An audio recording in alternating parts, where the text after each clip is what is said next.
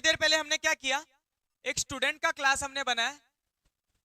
ये टॉपिक के लिए यहाँ पे ध्यान दो क्योंकि आई डोंट थिंक सो ये कवर्ड था। जब भी स्टूडेंट का, लेट से स्टूडेंट का क्लास है, उसके अंदर तीन चीजें हैं। सबसे पहला लेट से मेरे पास है नेम, सेकंड चीज जो है वो हम लोगों के पास लेट से है आईडी, और थर्ड चीज लेट से हमारे पास है काउंट। अब लेट से अगर मैं काउंट को बाय डिफॉल्ट 0 करता हूं तो हर एक जब भी एक ऑब्जेक्ट बनेगा, अच्छा फिलहाल के लिए क्या करते हैं, दो ऑब्जेक्ट बना लेते हैं, या लेट से 3 ऑब्जेक्ट बना देता हूं। चलो,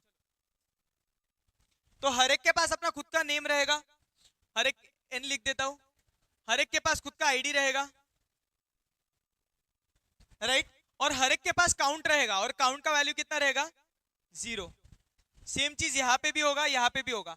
अब एक्चुअली कितने ऑब्जेक्ट्स बनाए, 3, तो इसका काउंट का वैल्यू कितना रहना चाहिए था, 3 रहना चाहिए था, बट कितना है, तो इसका मतलब क्या है, ये जो काउंट का वेरिएबल है क्लास को बिलोंग, ये ऑब्जेक्ट को बिलोंग कर रहा है ना। हर एक ऑब्जेक्ट के पास खुद का एक वैल्यू है। अगर मुझे चाहिए कि क्लास के पास एक ही वैल्यू होना चाहिए और बाकी सारे ऑब्जेक्ट्स में से अगर कॉल करूंगा तो सेम काउंट का वैल्यू मिलना चाहिए, तो उसके लिए हम लोग क्या करते हैं, डायरेक्टली उस वेरिएबल को स्टैटिक बना देते हैं।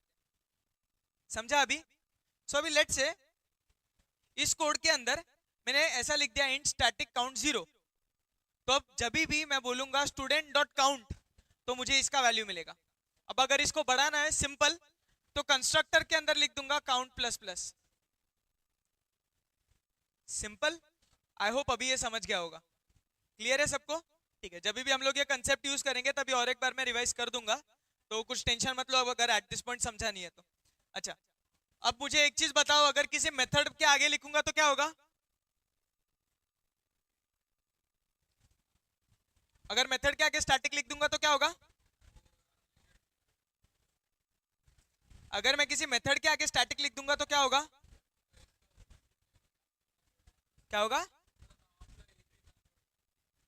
ओके ठीक है। चलो, अगर मैं किसी मेथड के आगे स्टैटिक लिखूंगा तो मैं उसको कॉल कर सकता हूं विदाउट ऑब्जेक्ट। हम लोग क्या करते हैं यूजुअली, ऑब्जेक्ट डॉट हम लोग कोई भी चीज कॉल करते हैं। अगर मैं डायरेक्टली मेथड के आगे स्टैटिक लिख दूंगा तो क्लास का नाम डॉट डायरेक्टली मेथड लिख सकता हूं। सिंपल, क्लियर है, पक्का? तो अगर किसी मेथड के आगे मैंने स्टैटिक लिख दिया तो उसका ऑब्जेक्ट क्रिएट किए बिना मैं उसको कॉल कर सकता हूं। इसका सबसे अच्छा एग्जांपल है जो हम लोग देख रहे थे, पब्लिक स्टैटिक वॉइड मेन। तो जब भी हम लोग पब्लिक स्टैटिक वॉइड मेन लिख रहे थे तो हम लोग उसका ऑब्जेक्ट कहीं पे नहीं बना रहे थे, वो डायरेक्टली कॉल हो रहा था। आई होप ये पार्ट सबको क्लियर है अभी, पक्का?